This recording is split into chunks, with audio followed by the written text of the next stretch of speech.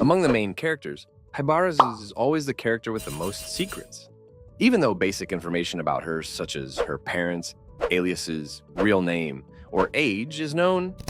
However, despite having been with the main characters for a long time, Haibara still often has actions or words that are very intriguing and make readers have many doubts. So, do we really know everything about Haibara? Is she just a normal scientist, or could she be a product of the laboratory? Hello, dreamers. Welcome back to the Theory Hub, where we talk to you about things that probably won't happen, but at least it's interesting. I'm Lander, and today we're going to explore the hypothesis. 細胞の自己破壊プログラムの偶発的な作用で神経組織を除いた骨格、筋肉、内臓 Is Haibara possibly a clone? 細胞が幼児期の頃まで抗体化する。 Let's find out.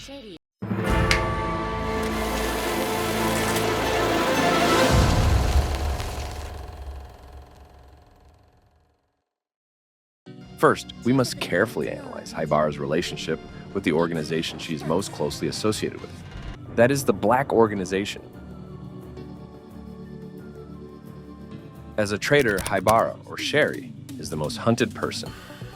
Being the creator of Apex 4869, Haibara played a very important role in this criminal organization.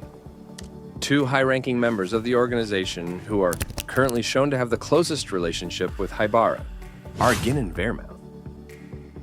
The love triangle among these characters makes it extremely confusing for viewers. Gin is loyal to the organization and always seems eager to kill Sherry. But that's just a theory. In reality, Gin shows a confused and indecisive face when he meets Sherry.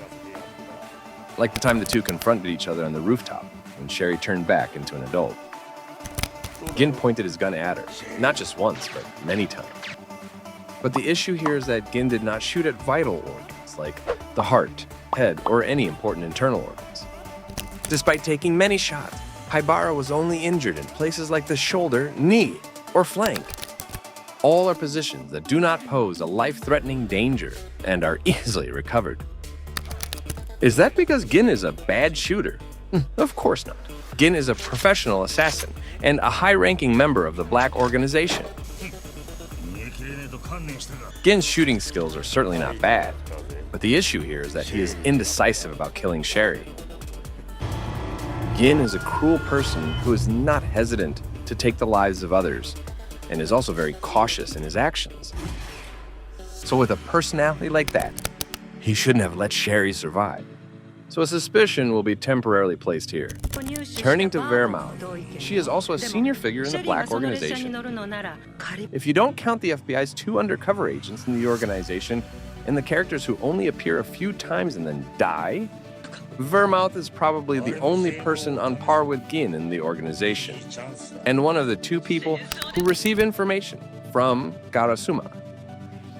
Somehow, Wehrmouth shows a deep hatred for Haibara.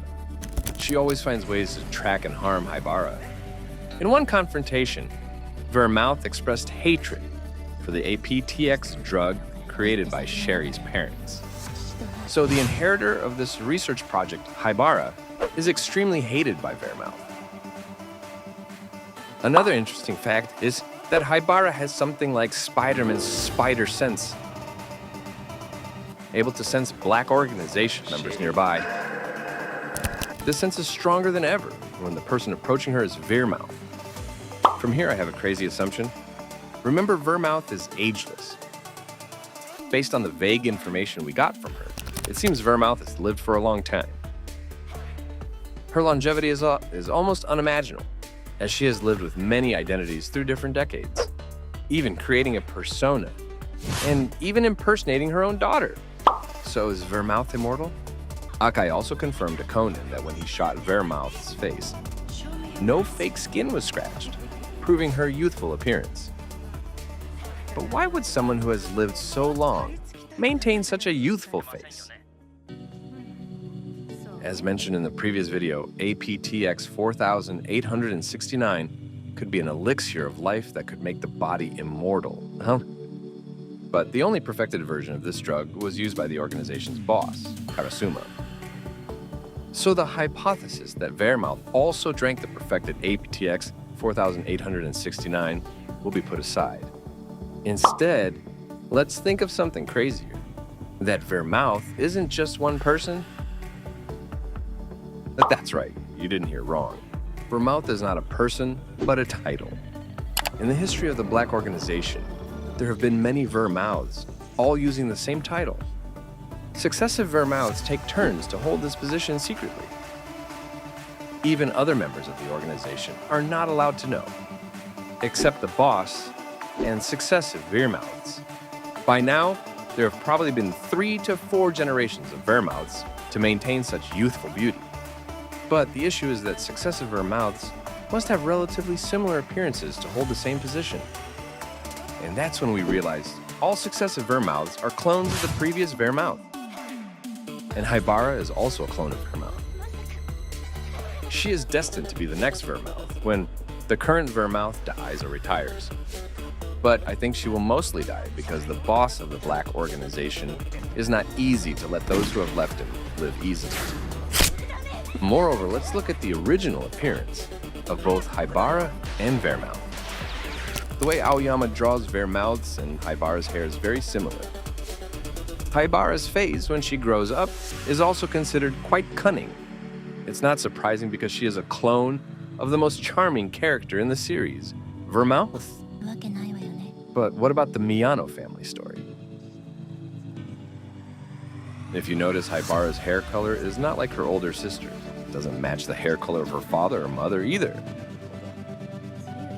Because Haibara was a clone, created in the Black organization's laboratory. So Mr. and Mrs. Miyano, the 2 scientists in charge of that laboratory, are also responsible for nurturing Haibara and unintentionally becoming her parents. Their daughter also cherished Haibara and became her older sister. From there, it gradually created a false family in Haibara's subconscious or Vermouth's clone. Throughout her appearances, Vermouth always wants to kill Haibara, but the way she chooses is not through the organization, but secretly eliminating Haibara without notifying anyone. Because as I said before, the fact that Vermouth is not a person is not allowed for anyone to know except the boss. And now Haibara has inadvertently become the target of the entire organization. So Vermouth needs to fake Haibara's death and abduct her, gradually turning her into the next Vermouth. Another interesting fact is that not all clones are completely alike. So every Vermouth has to learn how to disguise to make all generations of Vermouth look alike and difficult to recognize. And that inadvertently creates the special feature of this agent. That is the woman with 1,000 faces. So if in a hypothesis, Haibara were really captured by Vermouth and turned into the next Vermouth, then what will happen? Will Haibara use that identity and sabotage the Black organization? Or when she learns her true identity and the mission she was created to do, then will she serve the organization wholeheartedly like the previous Vermouths? And that is our entire hypothesis about it. Is Haibara possibly a clone? Don't forget to suggest to the Theory Hub about the topic we should do next. And I'm Lander, wishing you all a happy day.